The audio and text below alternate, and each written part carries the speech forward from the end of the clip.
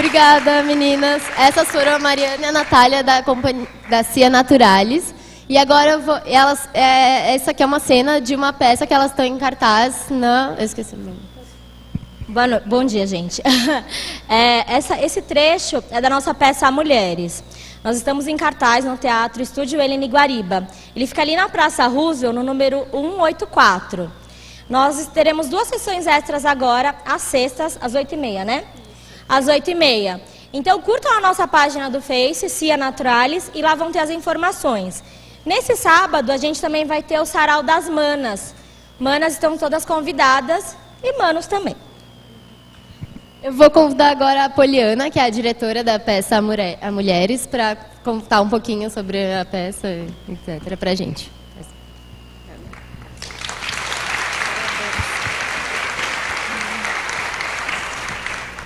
Bom dia, nós somos a Companhia Naturalis. Esse espetáculo A Mulheres, a gente está ensaiando, estudando, desenvolvendo até hoje, já tem cerca de 2 anos, e ele foi feito coletivamente, todas nós escrevemos ele, outras mulheres participaram dessa pesquisa, e ele é feito basicamente dentro das nossas experiências, de todas nós mulheres. Nós fizemos rodas de conversas com mulheres, a gente escutou muitas mulheres, a gente sentava muito para discutir sobre os nossos problemas, e dentro de discussões que a gente tinha, a gente ia achando coisas em comum, coisa que todas nós passamos todos os dias.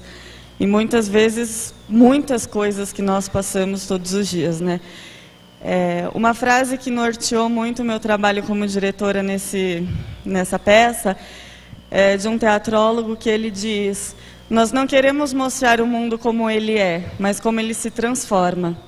E uma das coisas que a gente buscou no A Mulheres foi não só retratar o que acontece com as mulheres, porque isso nós já sentimos todos os dias na pele, mas como que a gente pode, se não resolver, de que forma a gente pode ver isso?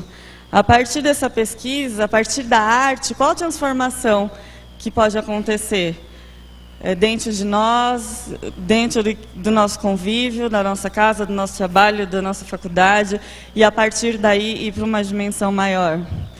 O Augusto Boal, que é um teatrólogo muito importante, que tem a tese do teatro do oprimido, ele diz que o teatro ele começa quando o espetáculo acaba. Porque quando o espetáculo acaba, é quando o público vai mostrar por aí o que ele pegou desse espetáculo, o que ficou desse espetáculo. Então, foram com essas premissas que a gente norteou o nosso trabalho artístico. Essa cena, ela é uma cena, um assunto entre vários outros, acho que mais de 10, né, que a gente fala em todo o espetáculo. A gente fez um foco para um público jovem, para a gente poder levar para escolas. A gente tem uma atuação na área de educação, então a gente pegou muitas coisas que a gente vê dentro das escolas, em especial as nossas escolas públicas do Estado. Então a gente pensou muito nas meninas do Estado e, lógico, também nos meninos, para ver como que a gente podia conversar com eles, de um diálogo aberto, com liberdade, e que fosse, não didático, mas que fosse expressivo, que de certa forma contagiasse essa meninada, né? Então a gente fez uma coisa que a gente tentou ir assim, olha, o que acontece é isso, mas o que poderia acontecer? Qual é a melhor forma que a gente pode tratar esse problema? Em algumas cenas a gente não achou essas respostas, né? Em outras a gente tentou tratar com ironia, como essa cena que a gente chama de cena empresarial, para tentar ver através do riso, através do humor e através do contrário, o que de fato acontece, né? E é interessante que sempre quando termina o espetáculo, a gente faz um debate com a plateia, e essa é a cena que todo mundo mais se identifica, é a cena que as pessoas falam, é o meu dia a dia, é o que eu passo todo dia. Homens e mulheres falam isso, os homens falam, era o que eu fazia sem eu saber que estava errado. Então, é essa a nossa proposta, que as pessoas passem a se enxergar e, a partir daí, gere uma reflexão de qual é a possibilidade, né? O que a gente pode mudar diante disso. É um assunto que tem sido falado muito, o feminismo, mas a gente sabe que ainda não é nem perto do que precisa ser dito, do quanto precisa ser comentado, do quanto precisa ser evoluído, né, de forma positiva. Então, a gente está desde janeiro em cartaz, sempre com a nossa plateia lotada, porque as pessoas se identificam, assistem uma vez, depois voltam, trazem mais 5 pessoas, e essas pessoas voltam com mais outras, porque sempre acontece assim, nossa, eu tenho uma amiga que aquela cena ela precisa ver, porque aconteceu isso na vida dela. E quando as pessoas se veem refletidas em cena, elas se sentem melhores, elas se sentem representadas. E o objetivo é esse, mulheres não estamos sozinhas. Estamos, de alguma forma, representando todas vocês, todas nós, e tentando passar isso para várias outras pessoas. E a gente continua em cartaz agora, todas as sextas-feiras, às 20h30. Vocês já falaram isso, né? Todas as 20h30, no Teatro Estúdio Helene Guariba, na Praça Roosevelt 184, perto do Metrô República. A entrada é pague quanto puder. E a gente espera todas vocês lá, todos vocês, para assistirem a peça completa. Mais alguma coisa, meninas? Obrigada, pessoal. Bom dia.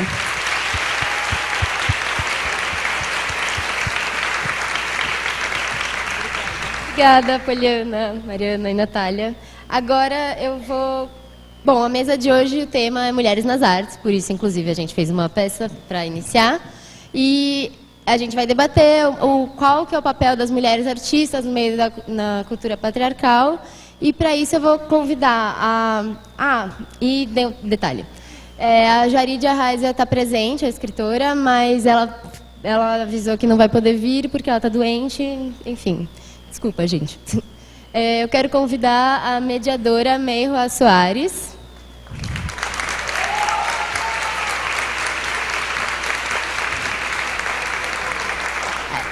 A cineasta Ana Lucchesi.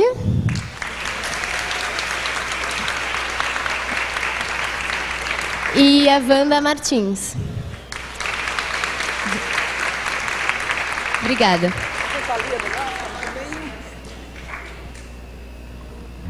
Bom, pessoal, bom dia. Eu agradeço primeiramente a presença das nossas convidadas aqui. Peço desculpas também pelo atraso, né? E a gente vai iniciar, vou falar um pouquinho a respeito de, assim, corrijam-me se tiver alguma informação aí um pouco deslocada, desencontrada, mas a Ana Lucchesi, se não me engano, é prata da casa, não é isso? Estudou aqui na Casper, atualmente é diretora, né, do talk show A Máquina, com o Fabrício Carpinejar, né? E também é cineasta, ela é diretora. Recentemente concluiu um longa-metragem chamado Identidade Cotidiana, que trata de questões relacionadas à imigração. E, bom, depois ela pode complementar com outras informações adicionais. E a Wanda Martins é coordenadora do bloco Ilu Oba de Mim, que é um bloco carnavalesco, mas que também tem um braço aí educativo, cultural. É um bloco formado por, parece que são 200 mulheres só na percussão? 328 mulheres, né? Um bloco essencialmente feminino, e veio falar um pouquinho a respeito também. Gostaríamos muito de saber como é que funciona tudo isso, a origem e tal. Antes de passar a palavra para elas, né? Então a ideia é que elas falem em torno de 20 minutos, depois a gente pode abrir para diálogo com a plateia. Podemos fazer blocos aí de 3 perguntas, mais ou menos, ou um pouco mais.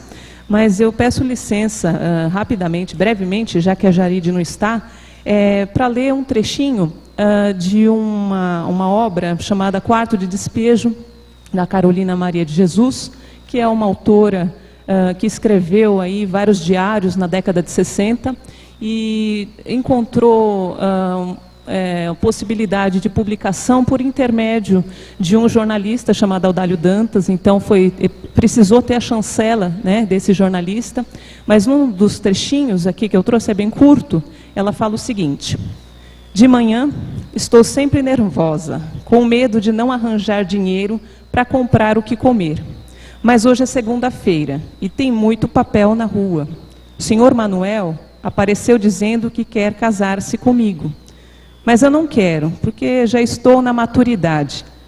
E depois, um homem não há de gostar de uma mulher que não pode passar sem ler, e que levanta para escrever, e que deita com lápis e papel, com lápis e papel debaixo do travesseiro. Por isso é que eu prefiro viver só para o meu ideal. Esse é um trechinho do Quarto de Despejo, também fica a dica de leitura aí, para quem se interessar. É um baita texto, ela é catadora de papel, tinha 3 filhos, morava numa favela e escrevia diariamente, né? Bom, aí eu passo a palavra, então, é só uma curta homenagem aqui para Carolina Maria de Jesus. Passo a palavra, vamos por ordem alfabética, pode ser isso? Não sei. Pode ser, Ana. Tudo bem? Wanda?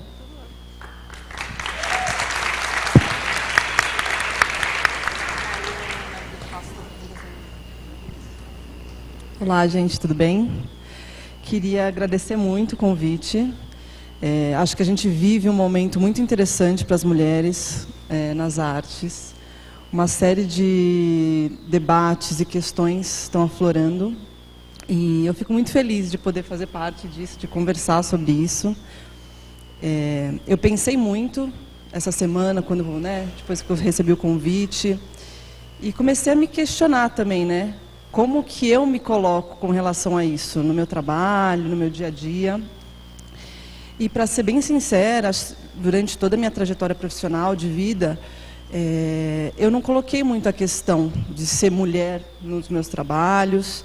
Eu nunca me senti assim, eu fui vítima de um grande machismo, preconceito. E aí eu fiquei pensando como eu poderia trazer, através da minha história, um pouco de ideias para a gente discutir aqui. E uma coisa que eu acho muito importante para qualquer pessoa é a questão da liberdade. E como uma mulher tem que, ela mesma, começar a pensar como ela se coloca no mundo. Até que ponto ela está colocando em prática as vontades dela. Independente de questões de gênero, classe social, histórico. E eu acho que isso é a questão mais importante que eu posso conversar aqui com vocês. Que eu sempre tive essa preocupação de dar vazão à minha curiosidade. E muitas vezes, na minha área profissional, em colegas de trabalho, eu não tinha muito parado para pensar sobre isso, mas aos poucos eu fui começando a reparar como, por exemplo, existe, eu vejo assim, tem muitas meninas que optam por ser produtoras. Muitas porque gostam disso, muitas porque é uma vocação delas, é algo que elas estão experimentando. Muitas têm a vontade de ser atriz, apresentadora de TV. E aí eu comecei a me questionar, mas e a menina que quer ser câmera, a menina que quer ser editora, a menina que quer ser roteirista, a menina que quer ir para um outro caminho diferente daquilo que ela tem mais como referência. E aí eu comecei a perceber que muitas meninas, elas tinham esse medo, né? Por que eu posso fazer isso, eu posso ter a curiosidade, e é uma coisa que eu estou vendo sendo mudada. Assim. Então, por exemplo, quando eu comecei a trabalhar, eu trabalhei, um dos meus primeiros trabalhos foi como editora. E aí, o diretor entrava, olhava, mas você é mulher, né? E aí ele sentava, a gente começava a trabalhar, e depois de um tempo a gente estava trabalhando, ele esquecia disso. Então eu também comecei a me colocar um pouco do lado de lá, né? Tanto o homem como a mulher, a gente tem isso, né? Uma coisa que a gente nunca viu, a gente se depara com aquilo, é um estranhamento, é um processo de adaptação, é um processo que eu acho, eu pelo menos, eu acho que o que é mais importante? A gente se questionar. Porque muitas vezes a gente questiona o outro. E ao mesmo tempo a gente não parou para pensar, mas e eu, né? Eu estou de repente questionando um ato, eu estou me colocando numa situação de vítima, mas o que eu internamente estou fazendo para sair dessa situação, para enfrentar o mundo, para, acima de tudo, dar vazão à curiosidade e à vontade mesmo, né?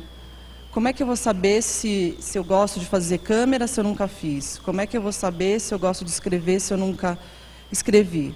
Eu, por exemplo, desde pequena, assim, a minha vontade sempre foi de escrever.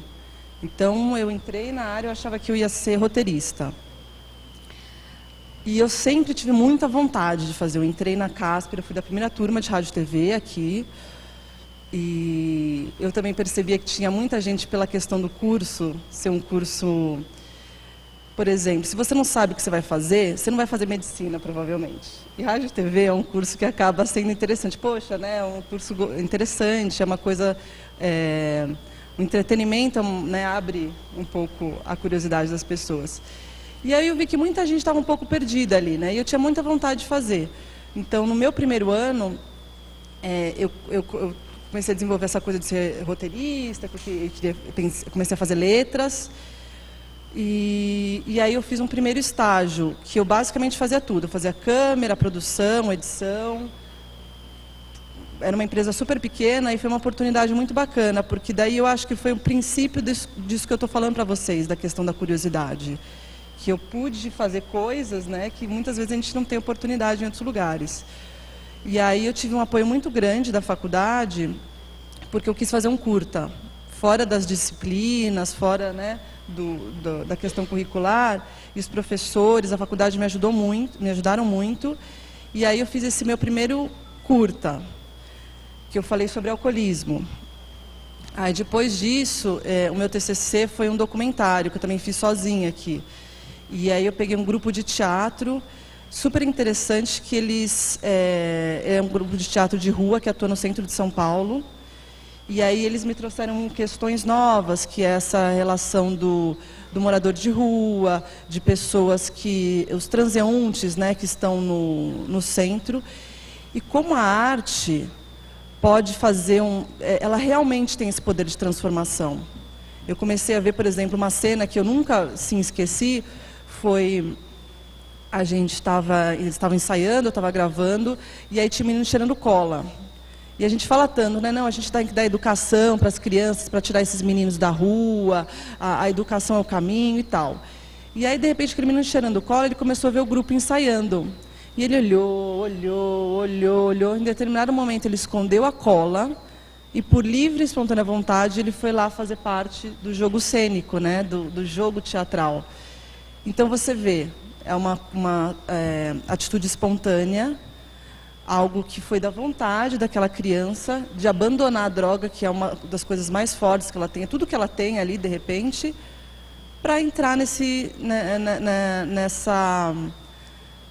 universo que a arte proporciona. Então, para a gente ver como realmente a arte é transformadora, é importante, é fundamental para a descoberta de identidade, para o que as meninas falaram, você colocar um espaço para o diálogo, para a discussão, né, para o debate de uma série de questões. Eu levantei algumas coisas que eu achei muito legal que ocorreram assim ultimamente. Em 2012, existe o Sundance Film Festival, que é um festival independente de cinema, e eles começaram uma iniciativa grande de ajuda às mulheres. Eles criaram uma ferramenta que eles chamam de mapa. Então, você consegue acessar ali pelo Sundance esse mapa. É legal para vocês darem uma olhada. E o que ele disponibiliza? Um lugar para você buscar fundos, grupos de discussão, pesquisa, todo voltado para a questão feminina. Por que foi feito isso? Porque eles começaram a ver que realmente era uma questão, eu acho que tem aquela questão invisível mesmo, né? Porque a gente conquistou tantas coisas, mulheres, a gente tem tanta sorte, né, hoje de viver num mundo de tantas coisas, mas ao mesmo tempo ainda tem essa questão invisível, que quando você começa a analisar dados, números, quando você vê que tem uma mulher que ganhou um Oscar super recente, você para pensar e realmente é preciso...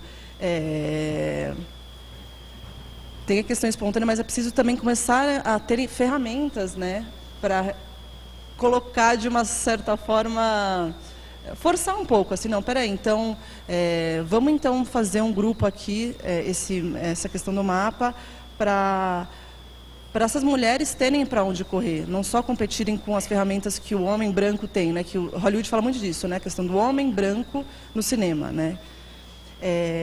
O YouTube fez uma coisa muito interessante também com a Jutjutz, né? Que foi muito legal. Que isso eu acho uma coisa super interessante. Você utilizar a internet para ter uma expressão pessoal é algo assim que te dá um poder. Então, assim, imagina, né? Eu, sei lá, competindo essa coisa de fazer um filme. Esse filme que eu fiz foram 7 anos de projeto, você corre atrás de produtora, financiamento, você vai atrás de uma série de coisas que você depende dos outros, né? O YouTube, você pode pegar sua câmera caseira, você pode ter uma ideia, começar aos poucos, ela mesma, né? Fala, né, que ela começou, eu assistia ela no começo, né, e eu achava uma bobagem, assim, eu achava ela super engraçada, mas eu falei, meu Deus, é a ode ao nada, né? E aí ela foi se descobrindo, se colocando mais, conversando com outras pessoas, foi se tornando um exemplo, porque eu acho o YouTube sensacional, mas eu também via homens brancos fazendo comédia. E eu, por exemplo, cadê o documentário? Cadê as mulheres? Cadê outras questões para serem faladas ali? Então ela se colocou como exemplo, ela foi descobrindo uma série de coisas. E essa iniciativa do YouTube, que ela foi feita do dia 2 a 8 de março, o YouTube convidou mulheres de todo mundo que tinham destaque no YouTube para falar sobre questões femininas, né? Isso foi muito legal. Enfim, tem uma série de coisas, de exemplos que ocorreram, assim, uma coisa que também me chamou a atenção, muita atenção, foi a questão do conteúdo também que a gente faz. Tem uma coisa, as mulheres que trabalham no cinema, no audiovisual, e o conteúdo, as personagens que são criadas para o cinema. Então, por exemplo, teve a Patrícia Arquette, a Tina Fey e a Julia Louis-Dreyfus. Elas fizeram um vídeo fazendo uma sátira sobre a questão da mulher como sexualmente ativa e atraente no cinema. Então, a partir dos 40 anos, elas são retiradas desses papéis românticos e os homens, né, em contrapartida, né, Jack Nicholson está aí, né, já nem consegue, né, e está aí como par romântico. Então, são questionamentos muito interessantes, porque quando eu penso nessa questão da mulher, eu até trouxe três tópicos que eu acho interessante serem abordados. O conteúdo que é produzido, então a gente ter personagens femininas que se tornem protagonistas das histórias e que fujam um pouco de estereótipos. Então a gente trazer personagens femininas que falem de temáticas novas, diferentes. Então, dependente do fato delas serem mulheres, qual que é a jornada delas, né? O que elas, como seres humanos, né, podem ser, não só tipo um representante feminino ali naquele filme par romântico, a mulher que tem questões femininas, né, mas como ser humano, que outras questões que esses personagens podem trazer, né, para a gente fugir um pouco do que já é feito. A questão de abordar as temáticas femininas mais complexas, né? Tem uma diretora que eu gosto muito, que é a Petra Costa, que o primeiro filme que ela fez, ela fala sobre a melancolia e o suicídio, que poderia ser representado por um homem, mas ela fez de um ponto de vista muito feminino.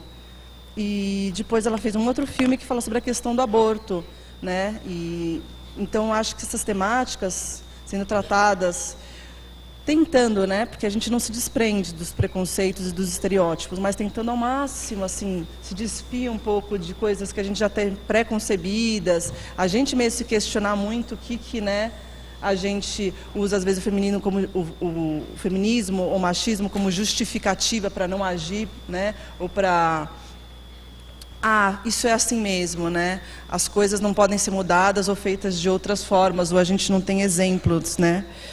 E aí, a terceira questão, a questão das funções mesmo, técnicas e criativas dentro do mundo audiovisual.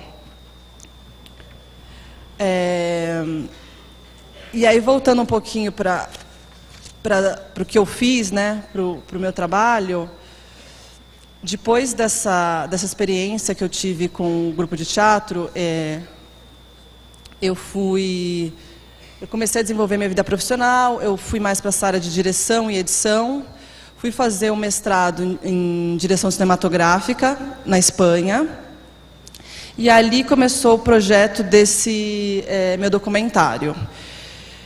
Eu comecei a me questionar muito sobre a questão da identidade.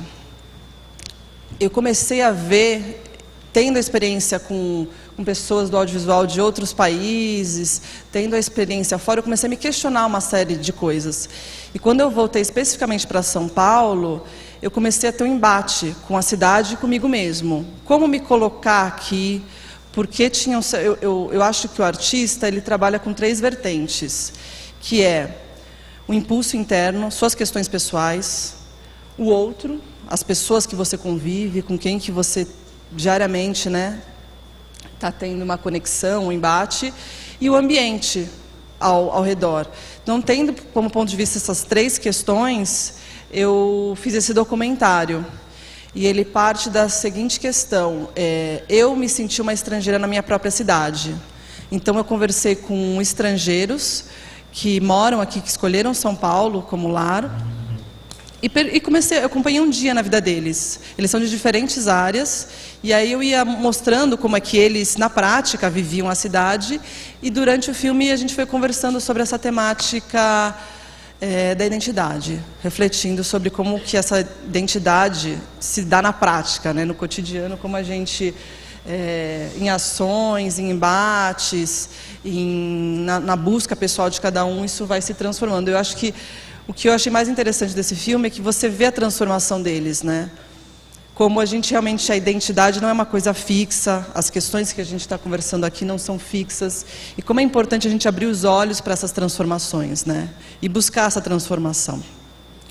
Então vou mostrar um trechinho, é a abertura, na verdade, do filme, para vocês entenderem um pouco mais, até como, para mim, foi importante me colocar nesse filme. E depois a gente pode conversar um pouquinho mais porquê dessa questão, né? E mostrar como é que é a abertura desse filme para vocês entenderem. Um documentário, mas eu quis realmente me colocar junto com os personagens para dar início, né, a essa história. Vou mostrar lá.